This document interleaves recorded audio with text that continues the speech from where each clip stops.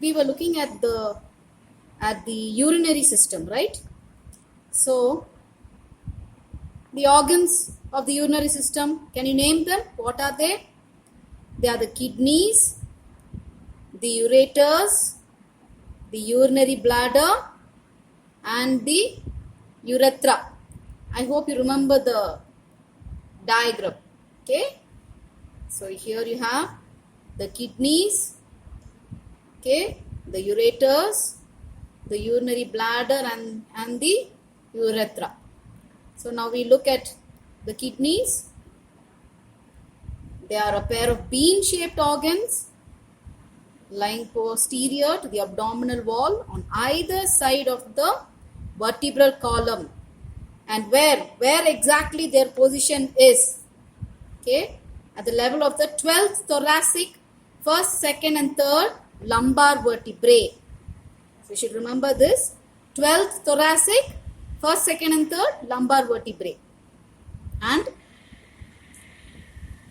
you should remember that although the right kidney is larger than the left kidney, both are about 11 centimeter in length, 6 centimeter in breadth, and 2.5 centimeters in thickness. Okay, remember, in appearance, right kidney looks larger than the left kidney, but their measurements are so: 11 centimeter length, 6 centimeter breadth, 2.5 centimeter thickness. And what is its weight? It weighs around 115 to 170 grams. So this is a cross section of the kidney. We'll come to that. They are covered by a fibrous renal capsule. See, fibrous renal, this is your capsule. Okay, so that is covered by a fibrous renal capsule. Each kidney is supplied by a short but wide renal artery arising directly from the aorta. So you have the renal artery supplying. The red color one, that is marked as renal artery. The blue color one, which is draining, that is renal vein. Okay, so it is directly coming from the aorta. So does this carry oxygenated blood or deoxygenated blood? Yes, it carries oxygenated blood. So the renal arteries are carrying oxygenated blood to the kidneys. They are supplying both the kidneys. Okay, and the arteries enter the kidneys at the hilum, and the veins leave the kidneys at the same place. That area where they enter and go out, this portion is called the hilum. What's that? Hilum. So you have even the ureter coming out through that same hilum. Okay, so the pelvis of the ureter, the funnel shaped enlargement of the upper end of the ureter, also emerges from the kidney at the hilum. So you see here, this is your ureter, and then at the starting portion of this ureter is funnel shaped. Okay, that funnel shaped portion, okay,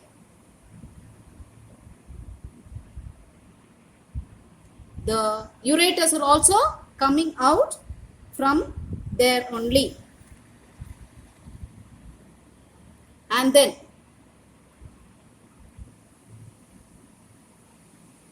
the kidney consists of an outer reddish brown cortex and an inner pale medulla. So you have seen the capsule. So you have an outer reddish brown cortex and an inner pale medulla. Inner pale medulla, okay, outer reddish brown cortex. Okay, so you have the capsule, and then you have this, the cortex region. Okay, and then you have the cortex and the medulla. So inside is pale, outside is reddish brown. The medulla consists of a number of conical pyramids with their bases directed towards the cortex and their apices into the pelvis. So if you see,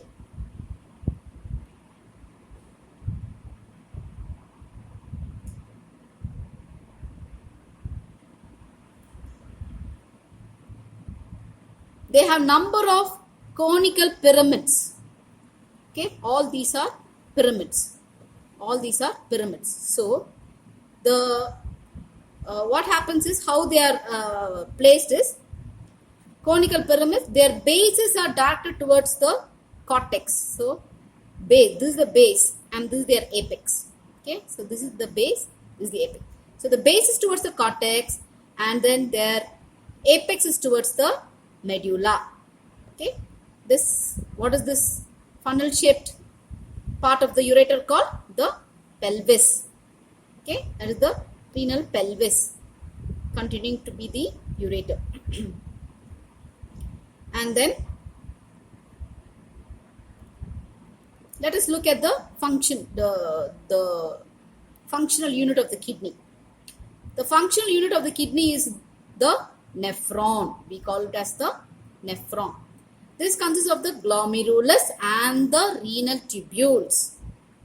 Okay, these are the two parts, glomerulus and renal tubules. The glomerulus is a tiny ball of blood capillaries covered by a cup-shaped two-wall capsule called the Bowman's capsule. Okay, so I'll show you a picture. See, so you have the, it contains of two things, that is the glomerulus and the, these are all the renal tubules. All these are the renal tubules and this is the glomerulus. And the glomerulus, where is it present? Inside a cup-shaped substance called Bowman's capsule. Okay. And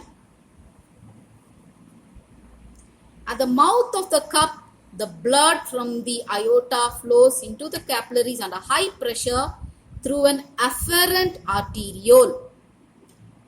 So we have an afferent arteriole entering into the glomerulus, okay, into the Bowman's capsule. The blood leaves the glomerular capillaries still under quite high pressure through an efferent arteriole.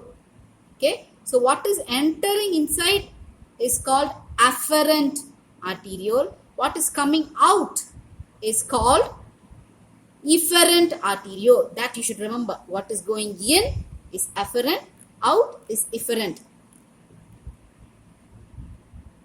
Okay, so you have the afferent arteriole going inside, okay, and efferent arteriole coming out. Okay.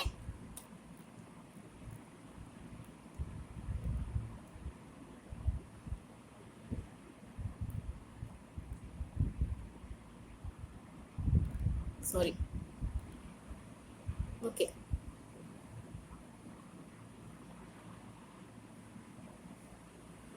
Now,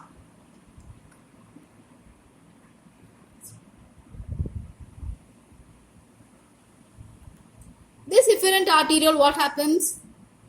It breaks up into a second set of capillaries surrounding the renal tubules. Okay.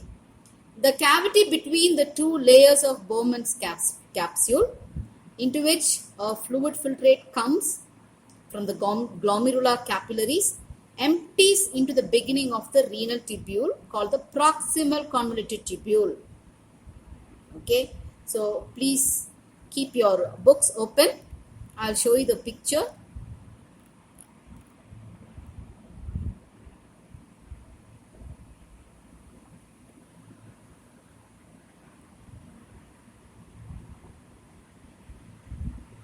Now, whatever fluid is inside the glomerulus, it gets filtered out through the Bowman's capsule. It comes from the glomerular capillaries empties into the proximal convoluted tubules. These are the proximal convoluted tubules.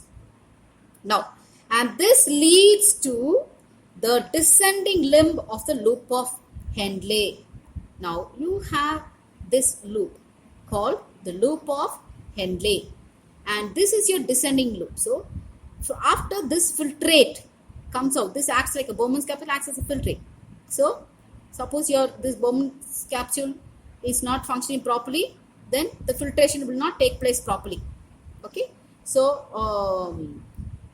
the filtrate from the glomerulus enters through the Bowman's capsule first initially into the proximal convoluted tubule. Then this is called the descending loop of Henle, which passes down into the medulla.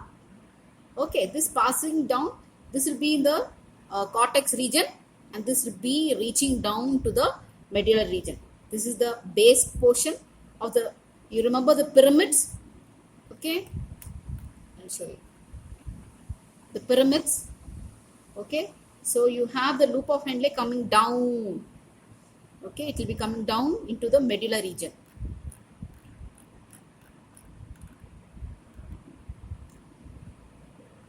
Then what happens when it comes to the loop of Henle? The tube then turns back as the ascending limb of the Henle's loop and re-enters the cortical substance to form distal convoluted tubule. So it comes down like this, okay, the descending loop, and then the loop of Henle, then the ascending limb, and into the proximal convoluted tubule, proximal or distal convoluted tubule. Okay, proximal is the beginning one, the latter part is the distal. This continues as the collecting tubule. Okay, so here you have the collecting tubule. So from the distal convoluted tubule, it goes into the collecting tubule, which emerges with other tubules and finally empties into the pelvis at the tip of the pyramid. Okay, so it enters into this, empties into this collecting tubule. Then with all the other tubules, they merge together and finally they empty into the pelvis at the tip of the pyramid. So they come like this, and then finally the collecting tubule, they enter into the pelvic region. This is the pelvic region. As the arterial blood flows through the glomerular capillaries under high pressure,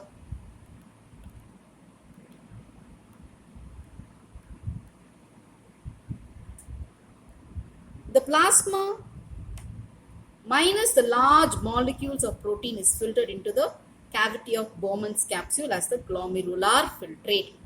So we have this filtrate that is getting filtered, okay, that the plasma minus the large molecules of protein. So the large molecules of protein cannot actually enter into this cavity, into the cavity of the Bowman's capsule, okay, because they get filtered by this glomerular filtrate. So, normally about 125 ml of glomerular filtrate is formed in the kidneys per minute. How much? 125 ml of glomerular filtrate is formed per minute. This flows into the renal tubules and is greatly altered in the tubules to become about 1 ml of urine with a totally different composition. Okay, so all this glomerular filtrate, they enter into the renal tubules and they get altered there by the tubules, forming about 1 ml of urine, okay, with a totally different composition. Glomerular filtration is governed by the blood flow through and the pressure within the glomerular capillaries, and also depends on the structural integrity of the renal cortex. So the structural integrity plays a major role over here. So what happens? The glomerular filtrate consists essentially of plasma without the protein. Why? Can you tell me why without the protein? Because the protein molecules are large. It cannot pass through the glomerular filtrate, the filter, glomerular filter. So it contains the same concentration of chloride, glucose and urea as blood plasma. So this glomerular filtrate, okay, the initial part, that is the same as in plasma for cholesterol, glucose and urea. The small amount of protein that is normally present in the filtrate is reabsorbed completely by the tubules, and therefore proteins cannot be detected in the urine in the normal healthy person. So in this glomerular filtrate, actually because the proteins are big in size, they will get filtered. They will not be able to enter. But by any chance, if any protein should be found, what happens is the tubules will completely reabsorb them. Okay, so they completely reabsorb. So you cannot find proteins in the urine of a normal healthy person. If at all you find proteins in urine, this is usually found in renal disease, and that implies an increased leakage through diseased glomeruli. So that indicates that the filter, the glomerular filter is damaged. So it's not able to prevent the proteins flowing through it, passing through it. Okay, so there is some problem with the glomerulus.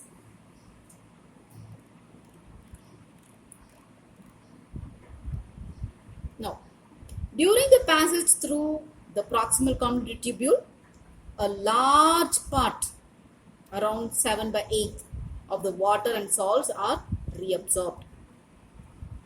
So when it is passing through the PCT, proximal convoluted tubule, what is getting reabsorbed? Water and salt. Already we saw protein is completely reabsorbed. Now water and salts. And also in a normal individual, the whole of the glucose. So even glucose is getting reabsorbed.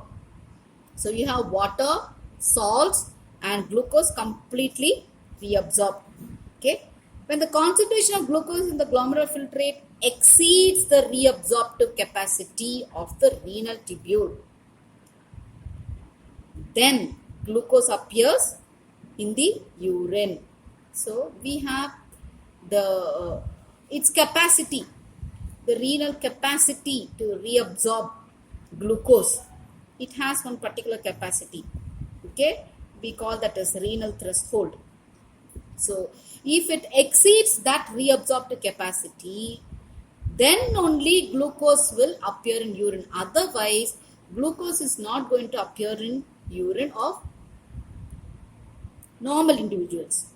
Did you understand? That one we call it as glycosuria. So glucose appearing in urine, we call it as glycosuria. The blood sugar level is determined by a balance between its absorption, storage and utilization. The fasting blood sugar level is around 60 to 100 milligram per dl in a normal individual. That you all know. The fasting blood sugar between 60 to 100 milligram per dl, milligram percentage or milligram per dl. If the blood sugar is greater than 160 milligram per dl, the patient has hyperglycemia. Okay, what is that? Hyper means high, increased. Okay, if the sugar is above 160 milligram percent, there's a mistake here. See, that is not grams, it is supposed to be milligrams. So the patient has hyperglycemia. And if it is less than 60 milligram percent, the patient has hypoglycemia. You all know hyper means increased, hypo means decreased. Okay. So if it is greater than 160 milligram percent, we call it as hyperglycemia. And then if it is less than 60 milligram percent, we call it as hypoglycemia.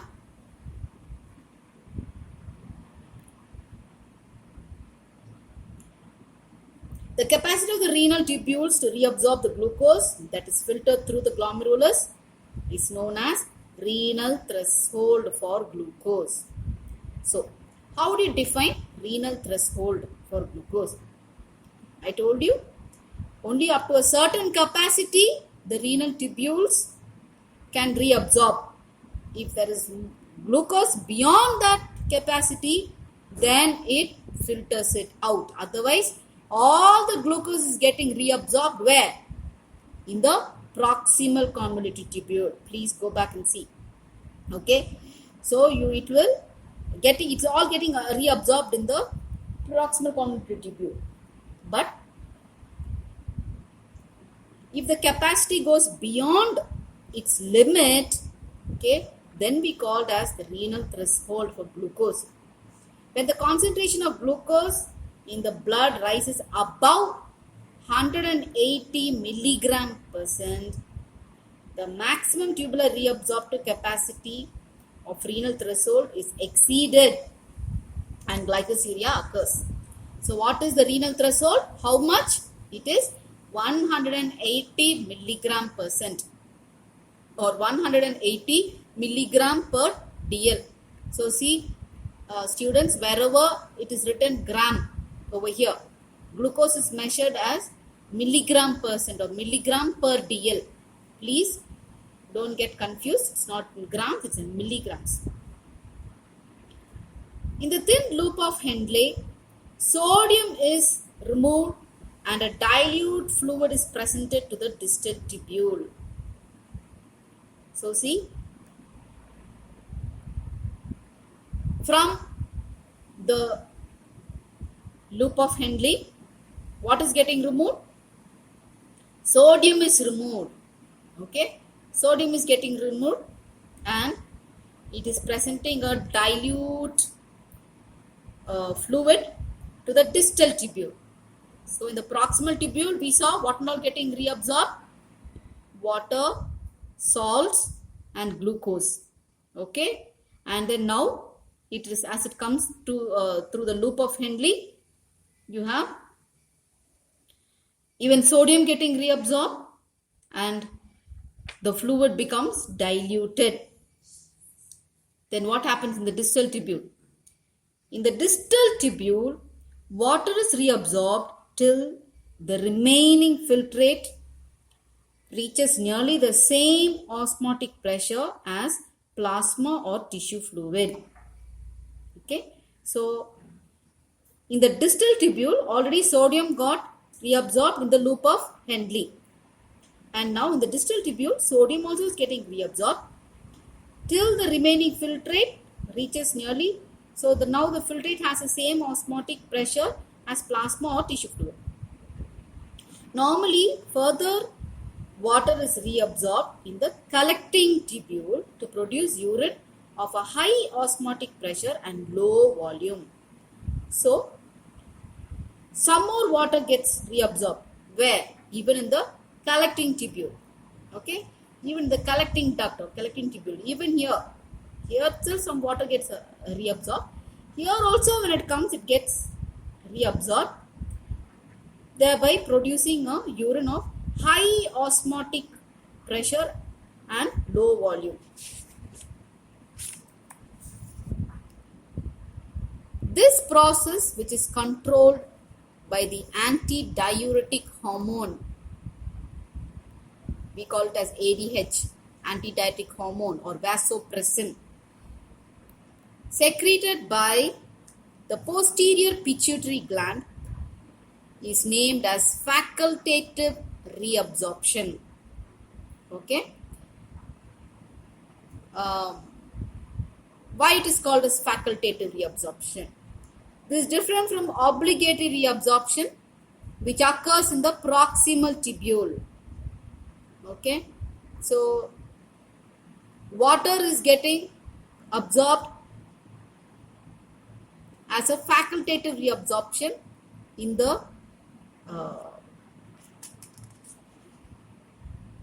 in this process. Okay, the vasopressin or the antidiuretic hormone. Secretion of substances like creatinine, potassium and hydrogen also occurs in the distal tubules. So you have in the distal tubules, already what did we see? In the distal tubule, sodium, then what else? Water is getting reabsorbed. Okay, now it is reabsorbing. We saw that it is reabsorbing sodium and water. Here what is happening is some substances are being secreted, okay, in the distal tubules, like what? Creatinine, potassium and hydrogen. Okay, these substances secreted. The renal tubule thus have a considerable range of functional activity. Okay, and from the glomerular filtrate, by selective reabsorption and secretion, the urine is formed. So what does it do? There is selective reabsorption. Why it is called selective reabsorption? Not everything is getting reabsorbed. Certain substances are reabsorbed. Others are getting filtered. So that's why it's called selective reabsorption and secretion. Through this, urine is formed. Its amount, composition and reaction are adjusted to the needs of the body. So how much amount and what is the composition of its constituents and what is its reaction, that is the pH. All these depends upon the needs of the body.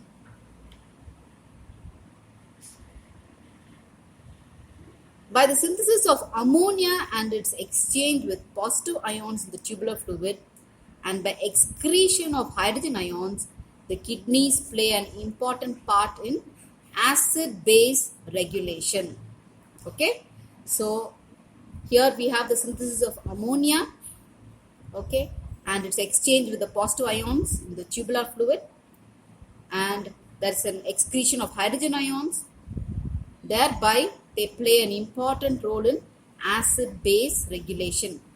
Ammonia is basically basic, okay, and then your hydrogen ions acidic. So they are playing an important role in acid-base regulation. Okay, so the functions of the kidneys we will see in the next class.